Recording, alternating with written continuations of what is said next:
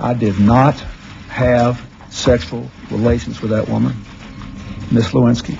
From President Clinton to A-Rod, the list of people who lie is long and getting longer every day. Let's call them public liars.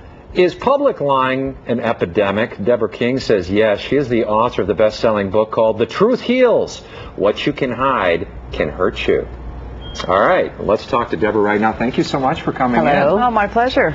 All right, we keep hearing about politicians. We saw then President Clinton. When you saw that news clip, what did you think? Did you know?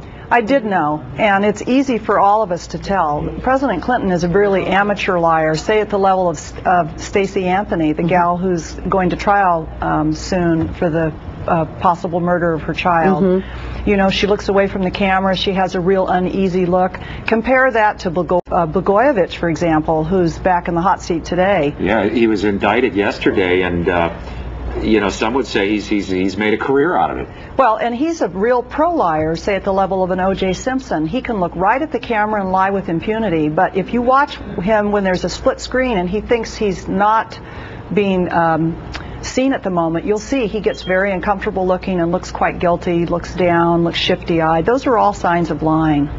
So you talk about in your book, and you mentioned stuff about what you say, or what did you say before, how lies come back to haunt you, basically? It's easier to remember the truth, obviously. My grandma used to say that. That's right, and your grandma was right. The thing is, it's the lies we tell ourselves that do the most damage. And why I like to point out these public liars is it helps us, it's a mirror, it helps us see ourselves. It's those little lies we tell ourselves. They start small, and then the next thing you're saying to yourself, oh, I'm over that bitter divorce, and you haven't even begun to deal with those feelings. That's what does all the damage. And sometimes you tell a lie long enough, you begin to believe it yourself. That's a Blogojevich. He actually believes his stuff. So what can society do to put a clamp on this and try and clean it up? Great question, and it starts with us individually. It's when we look at our own stuff.